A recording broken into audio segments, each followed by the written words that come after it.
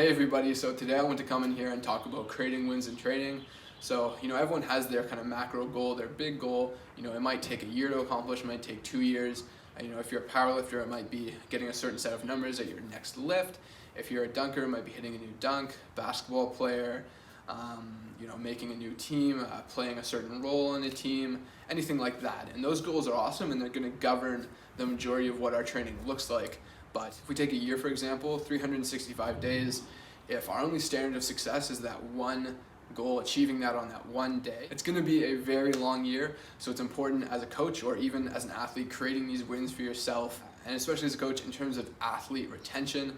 If you can create these wins, show athletes that they're making progress, they can stick with you for a longer period of time, and that's 3 to 6 months is where you're going to really start seeing exponential results and really tangible results that the athlete's probably looking for. This is also really important for athletes with a higher training age.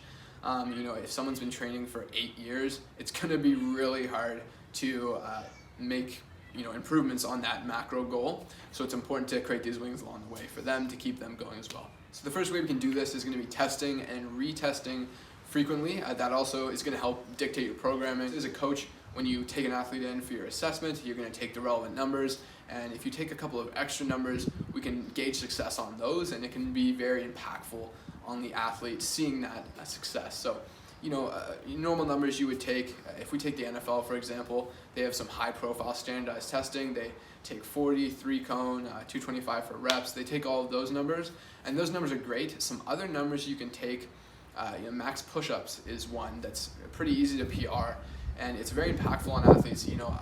If you remember, in the schoolyard, 5th grade, people, how many push-ups can you do? And people, so people really care, about that number. So max push-ups is a good one to take. We can get a gauge on upper body muscular endurance. Another good one, we can test proprioception if we want to do just like a single leg standing, eyes closed, heel elevated, and try to make progress on that, or any other relevant numbers that, maybe the athlete can work on week to week. It's great to take those numbers and then we can test and retest. Another thing we can do is take numbers in a different way. So maybe we have a power lifter. We think they have their big lifts. Maybe we can't PR that lift week to week. Well, we definitely cannot PR that lift week to week, for most fairly advanced athletes. But what you can do is bar speed tracking. Can we move the weight faster? Can we become a more powerful athlete? So maybe we take their old PR, we bar speed track that, and then we come in and we take a conservative match on that PR and bar speed track and see the progress there. And even if you just take a video, the athlete can see, hey, I moved that smoother, and that can be the win for that day, and that can be progress. Of course, with our big numbers, we retest them every, whatever it is, a month, 2 months, 3 months. We retest those big numbers and we can see the progress there, and that's awesome as well. With our testing here, another way you can create a win is with kind of measurable movement, and obviously it's hard to quantify movement, but for example, let's say you have an athlete, poor ankle dorsiflexion, very simple example there. Maybe they have 10 degrees of ankle dorsiflexion in a squat, and you take that and you film it. First week you put it on a goniometer, so that's a device, you basically draw a line and it tells you what the angle is. You take that and then you work on their ankle dorsiflexion, you do mobilizations, you do loaded mobility, and you come back and they have 15 degrees, and you can kind of show them either just the frame side by side with the lines on them, and then the angle that measurement states, and that can be a win there too. And I also want to emphasize here, doing a variety of tests. Maybe even if you have a soccer player, you can do a standard kind of baseball type throw. You can get a really good look into their body mechanics by doing that, and also that test and retest, maybe they get a little bit faster at throwing the ball. You can take that away as a win. Another category here, a little bit less directly measurable, but still very important and still very something that can be very tangible for an athlete, is learning a new skill. It can be a very fun thing to do on your off days. Whatever you're doing, as a dunker or myself, learning a new dunk is awesome. If I learn a new dunk, I can take that away. I had a great session today. I learned how to do a 360 Lawson Fab. Take that away, right? Or maybe, you want to do some movement stuff on your off days. You learn how to do a new crawl. You learn how to do a cartwheel. You learn how to do a handstand. You learn how to do a new kick on a punching bag.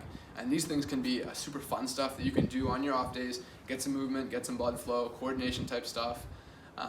And that can also be a way you can create a win. Well, if we have film of an athlete performing a lift, if they improve their technique and you're able to show the athlete how they improve that technique, Also, if the athlete can feel that they improve their technique. But I think the videos are very kind of actionable, and it's easy for the athlete to really see the differences there that can be impactful for them.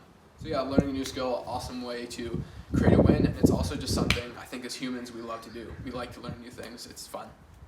And also, this is just kind of a life thing, I guess. If you can compliment someone, hey, nice pair of shoes, I like your t-shirt, where did you get that? If you create the win, maybe that's the win for the athlete. If you play the athlete's favorite song, stuff like that, it goes a long way, and it can help create a positive outlook towards training, and then, more intent and moving more explosively, and it's just a snowball effect. So anyways, I hope that helped develop your way of thinking as a coach, or, also as an athlete. As an athlete, you can totally implement this stuff for yourself. I write my own programming, I implement it for myself all the time. So I can make wins in myself. I provide you some actionable ways to go about doing that. Anyways, guys, have a good one.